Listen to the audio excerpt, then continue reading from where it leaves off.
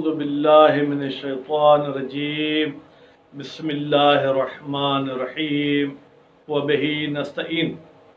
अल्हम्दुलिल्लाह, आज हफ्ते का दिन है और मैंने मुअय्यन तो नहीं किया, लेकिन कोशिश है कि मैं हफ्ते में 2 दिन आपके सवालात के जवाब पेश करूं। अलबत्ता मैं ये दावा नहीं करता कि मैं इल्म कुल हूँ।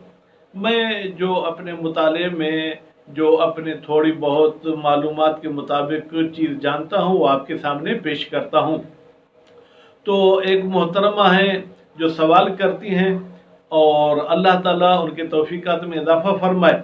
एक तो उनके सवाल करने से यकीनन उनके मालूमात में भी इजाफ़ा होता होगा और जो मेरे अहबाब यूट्यूब चैनल देखते हैं उनके भी मालूमात में इजाफ़ा होता होगा, और उसके साथ साथ मुझे भी उनके सवालात की वजह से कुछ मुताले करने की तौफीक होती है। तो मोहतरमा के 3 सवाल हैं। उन 3 सवाल के जवाबात अगर बिल्कुल मुख्तसर दिए जाएं तो हाँ या नहीं, अलबत्ता 3 बल्कि 4 सवाल हैं। उनका पहला सवाल ये था कि क्या बरज़ख में हम एक दूसरे को, अपने रिश्तेदारों को देखेंगे या नहीं, ये उनका पहला सवाल था। दूसरा सवाल उनका ये था कि आजकल महंगाई के ज़माने में इस्लाम हमें क्या कहता है। और तीसरा सवाल उनका ये था कि किस सूरत में कर्ज लिया जा सकता है। और चौथा उनका सवाल था कि कर्ज देने की फजीलत क्या है। तो अब अगर मुख्तसर जवाब हो तो पहले सवाल का, हाँ, बरज़ख में हम एक दूसरे को देखेंगे, क़यामत में भी हम एक दूसरे को देखेंगे। इसके बारे में तफसीली जवाब तो नहीं, लेकिन कुछ तफसीली, वो सूरह अबस की आयत नंबर 42 से लेके 34 से लेके 37 तक इन आयात में उनका जिक्र है। बिस्मिल्लाहिर्रहमानिर्रहीम। यौम यफिर्रुल मर्उ मिन अखीह, वो दिन ऐसा होगा जिस दिन इंसान अपने भाई से भी दूर भागेगा। वह उम्मिही व अबीह, अपने माँ को भी देकर भाग जाएगा, अपने वालिद को भी देकर भाग जाएगा। वह साहिबतिही व बनीह, अपनी बीवी से भी भाग जाएगा और अपने औलाद से भी भाग जाएगा।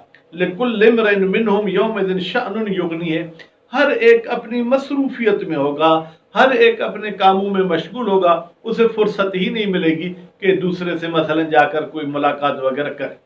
तो अब ये आयत बिल्कुल वाज़ेह तरीके से बता रही है कि देखेंगे भी, पहचानेंगे भी, लेकिन मिलेंगे नहीं।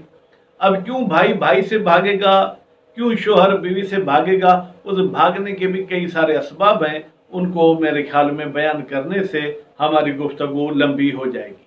तो ये पहले सवाल का जवाब। दूसरे सवाल का जवाब कि इस महंगाई के दौर में हम क्या करें। बहरहाल एहतियात और उसके साथ साथ किनाअत करना हम कर सकते हैं। बाकी तो हुकूमत के हाथ में काफ़ी सारी चीज़ें और मामलात हैं। हज़रत अली अलैहिस्सलाम हुक्मरान थे और वो बाज़ार से गुज़र रहे थे तो किसी कस्साब के पास गाय के बच्चे का अच्छा गोश्त था। तो कहा, या अली, गोश्त बहुत अच्छा है। तो हज़रत अली अलैहिस्सलाम ने कहा, जी हाँ, अच्छा है। कहा कि ये आप गोश्त ले लें। हज़रत अली अलैहिस्सलाम ने फरमाया, नहीं। तो कस्साब ने कहा कि मैं आपको उधार पे देने के लिए तैयार हूँ। हज़रत अली अलैहिस्सलाम ने फरमाया, आपसे उधार के बजाय मैं अपने पेट से उधार कराता हूँ, मैं इसे कभी गोश्त खिलाऊंगा। तो बहरहाल महंगाई में क्या करना चाहिए, एहतियात, किनाअत और गुजारा करना चाहिए। हो, इसी के साथ साथ कर्ज लेने का भी जवाब यहाँ मिल गया कि हम कर्ज किस सूरत में ले सकते हैं। बहरहाल कर्ज लेना हराम काम के लिए गलत है, फजूल काम के लिए भी गलत है। लेकिन अगर मजबूरी है, मेरी बीवी की डिलीवरी होनी है, मेरे बच्चे का कोई इलाज है या इस किस्म का, और मेरे पास कुछ भी नहीं, तो ऐसी सूरत में फिर कर्ज लेना ज़रूरी है। लेकिन मुतलक कर्ज से इस्लाम ने कहीं भी मुमानियत और मना नहीं की है। अच्छा, कर्ज देने की फजीलत क्या है। अब हमारे फिकह के किताबों में एक पूरा बाब है, बाबुल कर्ज। हो, उस कर्ज के बाब में ये कहा गया है कि कर्ज का 1 रुपया सदके के 1 रुपये देने से ज्यादा फजीलत रखता है। क्यों? اس لیے کہ صدقے کا 1 روپیہ ایک مرتبہ گیا تو وہ جو لینے والا تھا وہ استعمال کر لے گا، پھر دوبارہ اسی روپے کو آپ خیر میں استعمال نہیں کر سکتے۔